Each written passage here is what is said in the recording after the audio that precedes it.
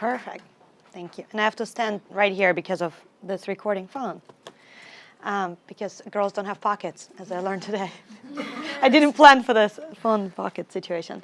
Well, thank you guys so much for having me. Olga Vidisheva, I run the company called Shoptiques.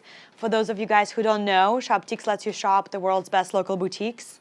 It used to be if you lived in New York and wanted to shop in Paris or London or Miami or LA, you had to buy a plane ticket and fly there. The stores weren't online, and even if they were, you really couldn't find them. And so we brought the stores online and created Shoptiques.com for all the savvy shoppers around the world who wanted unique product. The analogies that I always give about Shoptiques is really open table, and for you guys New Yorkers, you probably know what it is. A lot of people don't, but open table allows you to book a seat at the restaurant at the table. You have to consume it locally, but if you wanted to make a reservation, you go in and you make a reservation. Shoptiques allows you to do that, but for a unique piece of clothing. So you can say, hey, I'm really excited about the store I visited on my last trip to Paris, but they're not mainstream store. You know, they're not Chanel, they are not Alexander Wang, but they're somebody unique. They make their own things, or they find emerging designers locally. And so usually when you come home, people are like, oh my God, where did you get that? And that's the experience that we're recreating now, because you can go in and you can see the inventory of all of these unique products from all over the world on one website and shop across different boutiques and then have one checkout and leave. So my story started in Kyrgyzstan, which is around the corner from here. And I moved here at 17. I spoke no English and went to college in Boston, and my first job out of school was working for Goldman Sachs downtown. And so crazy hours, but I was shopping a lot at 2 in the morning because obviously that's the only time I had for a break. But I would travel somewhere, I would find a cool store, and I would be like, let me see if they're online. And they weren't. And it was a little bit strange because it was 21st century, and all of my clients were having these huge budgets for digital strategy. They were merging and acquiring digital media companies, and I was in the media space. And I was so frustrated because I wanted those products, right? As a customer, the worst experience is if you want to kind of buy something, you want to consume it, and they're not serving you the right thing. And it goes back to Qubit, right? That allows you to really kind of serve up the right product to the right customer, because I think that as our time becomes more valuable to us and the opportunity cost is high, I want those things I want right now, right? And so I wanted those products because I was just there, and it was really exciting to me to acquire those, those goods. Or if I forgot to buy something, and like that bracelet on the third, layer of that shelf, I was like, I really need it. And so I was frustrated as a customer, but couldn't really do anything about it because I was working crazy hours in finance. And so when I went to business school at Harvard, I spent the whole second year talking to over 800 stores. And my goal was, hey, I paid for college myself. I didn't really save that much money during crazy recession. So I didn't, the idea of starting a business was not like an easy one, right? You had to put a lot of funds into it. You had to give up huge opportunity costs with other finance jobs. And so I said, okay, let me figure out if there is a business. And in fact, what I wanted to figure out is that there is no business, so that I can move on and take my job in private equity and move on with my life. And so I talked to this 800 stores, and I said to them, why aren't you online? Super simple, open-ended question. And luckily, HBS gives you this grant for the whole year. You can write a business plan. They give you money to travel and talk to those people. I'm like, fantastic.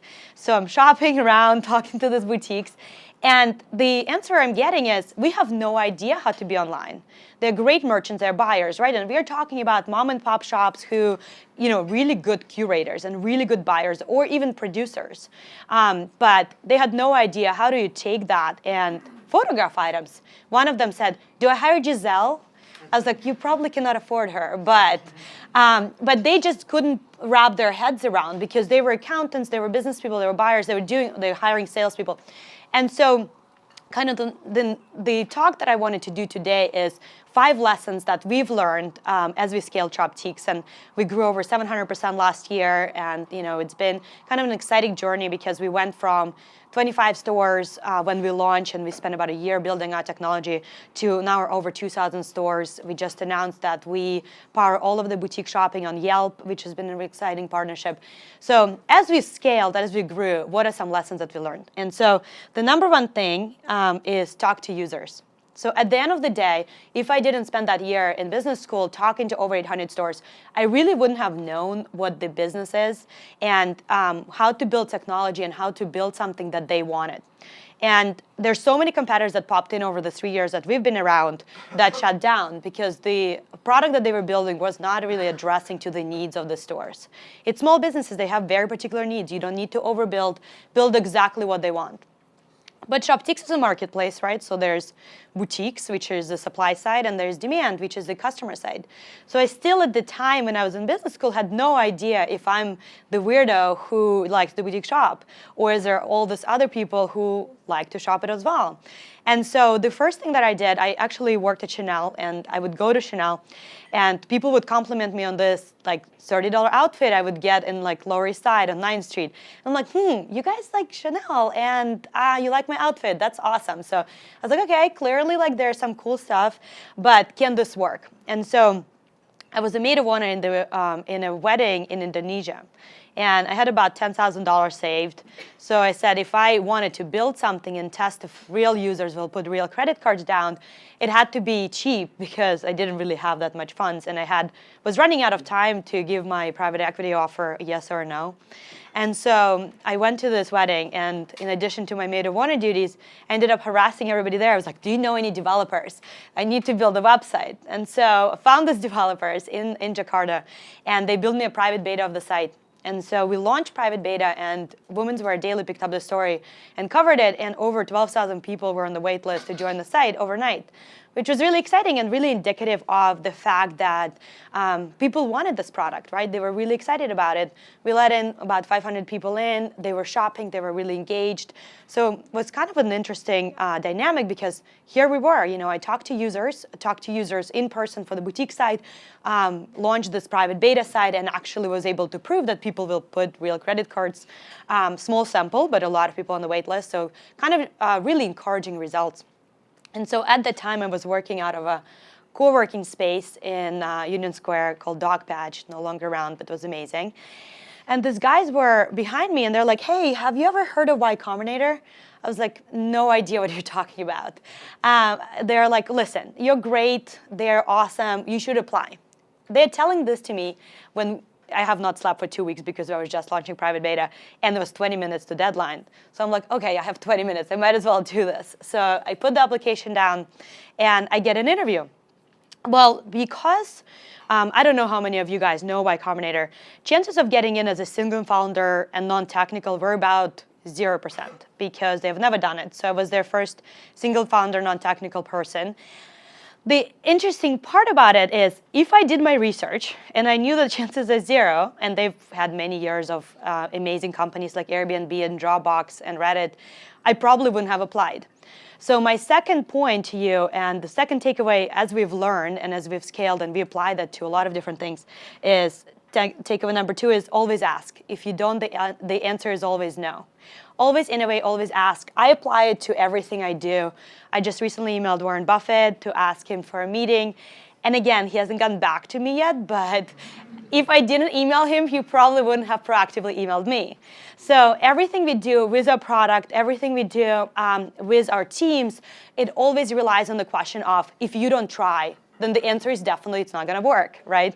So if you have an idea, apply it to a really small subset of users, try it out, test it out, the results might be amazing. An analogy would be, I don't know how many of you use Amazon. Prime was something like a side product from one of the employees who just thought, hey, can we test this? And now it's at the core what Amazon offers. So no idea is a stupid idea. Always test, always apply. If you don't, the answer is definitely it's not going to work. So always do it and always go on. Takeover number 3, right? So Shoptiques has scaled. We've grew over 700%. We've scaled the team. We're really picky. We have over 2,000 stores. And so how do you do this, right? How do you continue to build the product that people actually want? Y Combinator's slogan is, talk to users, write code, right? Make something people want. How do you do that as you scale? Because it's easy when it was just me, right? I can go talk to users. I did what I wanted. But how do you do this? And so above my desk in my office, it says, think like a customer. At the end of the day, everything you do has to surround about what it is and who it is that you are targeting. Everybody in your team, number 1 rule is really align your team. At the end of the day, it's not me who's building the product all day, every day. I don't make every single decision. My whole team makes decisions. And so if I think about it, every single moment, your team has about 5 choices they can do. Are they going to pick up that phone and check Instagram? Are they going to answer that phone call? Are they going to proactively call another customer? Are they going to build something and then come up with an idea, right? So the choices that they have every single moment are enormous, because one is, it's 21st century, so even the social media engagement that we're getting is insane. And I keep telling my team, if you checked your phone a little bit less, you would leave a little earlier. But at the end of the day, the competition for your time is so high. And prioritizing and aligning your team to strategically think about like a customer is what will make you scale your business really quickly and make scale your numbers, your team.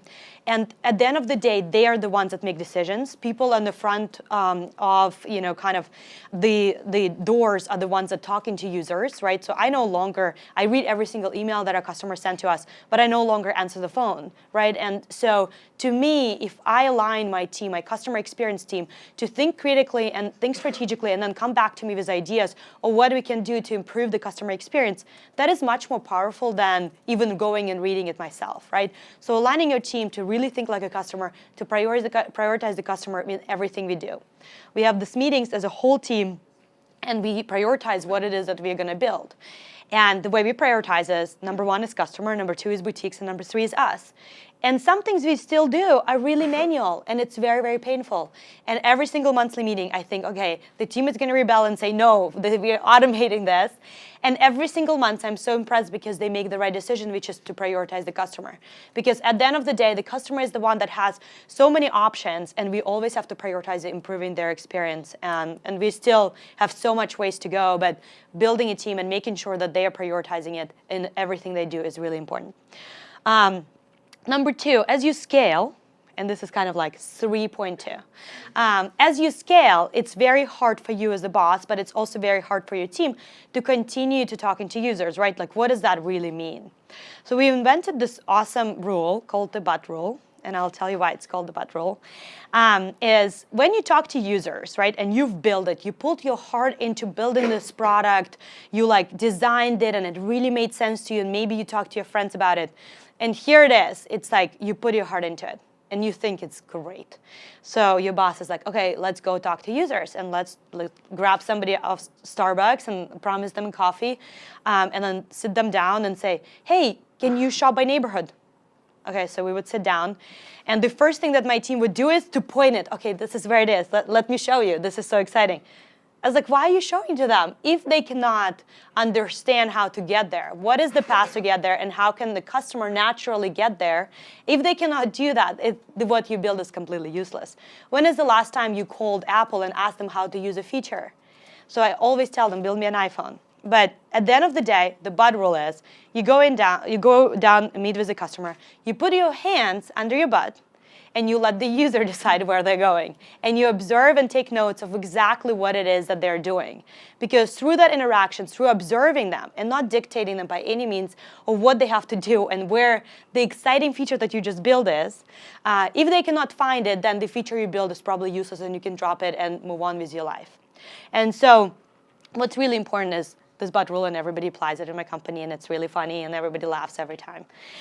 Number 3 is open-ended questions, right? So what I've learned through talking to users during my second year of business school, through talking to some amazing leaders at MailChimp and other companies that I really respect, what they have done is always consistently ask open-ended questions. Because through that interaction, right, like it's awesome to ask surveys, but they're kind of leading you to tell me what I want you to hear, right? How many e-commerce companies in the room, right? Like you're gonna answer to where I want to know. But if I really want to know what it is that I'm solving and what the real problems are, the open-ended questions are the most awesome, but they're also the most work, because you have to kind of digest all the information manually one by one. So I would recommend, as you scale the business and as you scale your team, and as you're looking to find ideas of what is it that you want to build that will actually take it from here to there, open-ended questions have been the most incredible thing for us. So it's been awesome and exciting and highly recommended. And the thing we didn't mention here, but I definitely want to talk about, because here we are talking at Qubit conference, Qubit meetup, is data, right? So, and it's almost, when I was putting this together, it was almost obvious to me, but underlying of all of this here is data, right? Like if you are testing something, if you're doing anything, if you can't measure it, don't do it. That's kind of how I think about it, because or make a decision and just change it and have a real reason behind it. Because at the end of the day, math and numbers are the only thing that cannot lie and cannot be personal. It's all about whether this is working or not, right? Because I think that you and your team work so hard every single day and put your heart into it. If you eliminate the personal kind of attachment to something because there is a real number like a data point, it really eliminates a lot of frustration from the person's perspective. As we scale the business, when I started Shoptiques, we raised a round of funding from Andreessen and Greylock and Benchmark, like really great investors. And all of them were looking at us and saying, hey, this is what you need to be doing. This is what you need to be doing. And we're really lucky because Jeff Jordan, who took OpenTable public, is an investor and has been an advisor. But everybody have their own kind of point of view of what you need to do, what you need the business to do, how you need to get there. What has been really important to me is carving my own path. I think that if you're just going to imitate somebody else, and if you're just going to copy this other website that is competitor, and you're going to do it just like them, there is absolutely no way you're going to be, and maybe there is ways, I statistically cannot guarantee any of this, but I don't think that you can ever be an innovator and really big in the business, because consumer is not stupid. They're going to catch up with the fact that you're just imitating somebody else. And so from everything I do, carving my own path has been really important. When I joined Y Combinator as a non-technical founder, there was a lot of pressure to find another co-founder who would be a technical co-founder. And building technology is not easy, especially in the space that we are in. We spend a year building a custom technology that will integrate in the point of sale system, go deep into the infrastructure of the stores offline. It was a challenge, that was something I did not know anything about, and surrounding myself with awesome technology people was amazing. But there was a pressure, find the right person, find the co-founder. So I found a co-founder and I brought him in, and I realized really quickly, luckily really quickly, that it wasn't the right person. And I ended up firing him, and he was one of my best friends through Y Combinator. And it wasn't an easy choice. But at the end of the day, I brought in another person as a co-founder, and I fired him as well because he wasn't aligned with the product. And so it's not an easy choice, and it's not an easy decision, because everybody around you is saying, oh, you can't build this business without a technical co-founder. And so the third time I brought a CTO, who is a CTO of Shoptiques now, who is amazing. He's not my co-founder, but he has a fantastic incentive plan in place with the right goals that motivate him every single day to come in and do exactly what I need him to do. And that path has worked for me. And the same with the business, and I'll show you some growth curves at the end. People put a lot of pressure and always say, oh, you need to do this, you need to be the guilt of this, you need to grow really quickly. But as long as you know why you're doing it, go and do it and have a real reason behind everything you do. So if you come to your boss and you say, hey, we shouldn't be doing Facebook ads because the acquisition cost doesn't make sense based on this analysis, but here's what I think we should be doing, and nobody's doing it, and I want to try it and test it out. That's the proposition that you should really have a really good reason and be able to really put your career on the line and your words on the line. But don't look around and copy everybody else. Find your own path, do something different, because that's what's going to take you from here to there. And takeaway number 5, believe and be passionate. And the reason it's not really related to Qubit or data, it's really related to every one of you, because if you're passionate about what you do every single day and you believe in your product, at the end of the day, you're going to build much better technology, much better product, much better solutions for users. Because if every day, and I honestly cannot wait to get to the office and be around my team every single day, because at the end of the day, we're building something amazing. And we're building a rocket ship. If anybody of you follow Shoptiques on Instagram, we're all about the rocket ship. We're building a huge business, all of us together, all of us in it, everybody for different reasons. I'm really excited building a company that's going to go public and going to be a huge business. I'm excited to provide unique clothing to women all around the world. My team is excited about small businesses and helping small businesses develop and grow as the business change. But whatever it is you're passionate, being around passionate people who want to make the things better will challenge you every single day. And that will reflect in your product as you go in. You can see people are happy and they create awesome technology. And they'll create it much, much better. So believing also helps you get through tough times, because not every data experiment, not every decision you make is actually the right one. So when I started, for the first year we built technology and I fired those 2 people I just talked about. And it wasn't pretty, it wasn't that good, because we were trying to figure out what kind of business we were in and what is it that we are doing. And so I look at Etsy, I look at eBay, and I look at their first 2 years, and it was like kind of a slow growth, right? And it's easy to look at the growth curves, and I'll show you the Shoptiques one as well. It's really too easy to look at them now and be like, oh, it was like whatever, the first 2 years. But it's tough. Those first 2 years when things are not going that well are really hard. And you really have to believe and know why that you are doing. To put this into perspective, right? You might launch an initiative, for all of you might launch an initiative that's not going very well the first time. But if you really have a point of view of why you're doing it, and you reevaluate all of your assumptions every single day, and you say, you know what? Even though this is so innovative and it's not going well right now, I know that tomorrow it's going to go well. So here's Etsy. I can tell you now that they're public, which is so exciting. Now that they're public, I can tell you that it was probably not a pretty first 2 years, and it was probably really hard. Here's eBay. First 2 years probably was not that fun and easy, and probably not that exciting, but they believed in they were doing. And so here's one for Shoptiques. Also the first 2 years wasn't exciting, but now we've grew over 700% last year and on track to grow about 500% this year. Really exciting. And then I'm going to leave you with this one quote, which I love, because I think that it really reflects everything that people should think about when they make decisions on product, on life. When you're 80 years old and in a quiet moment of reflection, narrating for only yourself the most personal version of your life story, the telling that will be most compact and meaningful will be the series of choices you have made. In the end, we are our choices. What I think is different about this is that every single choice you make, really know why you're making it, whether it's product, whether it's your life, whether it's your personal decisions. Because at the end of the day, we are our choices and choices we make. And the same applies to the business, right? Like every single choice that I've made around the business was not an easy choice, but I really thought about it and I really owned my choice. So own your choices and create amazing, personalization, create amazing experiences for customers, because at the end of the day, those amazing experiences is what's going to make your customer come back every single day. And then Meredith is here. Meredith runs our marketing, and I would probably be fired as a CEO if I did not tell you this, but you have to download our mobile app. We launched it in March, and we applied all of the lessons that we've learned here. We talked to users. We saw what it is that they are doing in other parts of their life, right? You will see that there's a Tinder for Fashion game as a landing page. We call it a discover game. And that's because we looked at our women, we talked to our users. They were all on Tinder, and we were like, why are you on Tinder? For entertainment value, right?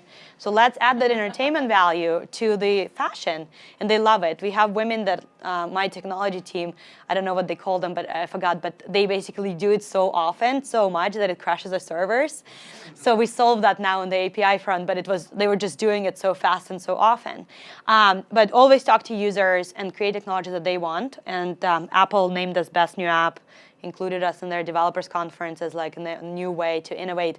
But what this app showed to me when I was building it with our team is that if you build something different, like, I looked when we were starting thinking about the mobile app, I looked at the landscape and it was so boring. It was literally the same thing for everybody. There's like, okay, here, shop. Like, who would want to shop? Unless you literally just need it in a second and you needed it delivered tomorrow, then why is everything the same? And I think that as customers, we are really educated and we are really sophisticated. And so the experiences that I want us to create and everybody in this room to create something awesome so that I go home and I'm excited to go check this app out or go on the website, serve me what I want, make it super awesome. And then all of us will come back, because at the end of the day, that's what we're looking. We're looking for entertainment. Whether it is getting something really quick, whether it's consuming the content, at the end of the day, the sites that you look at that is really successful, there is a differentiation factor that is in them. Etsy's unique inventory, Shoptiques unique inventory. Figure out what it is that's yours, and really hustle to get that really come across and build amazing technology around it. So thank you guys so much.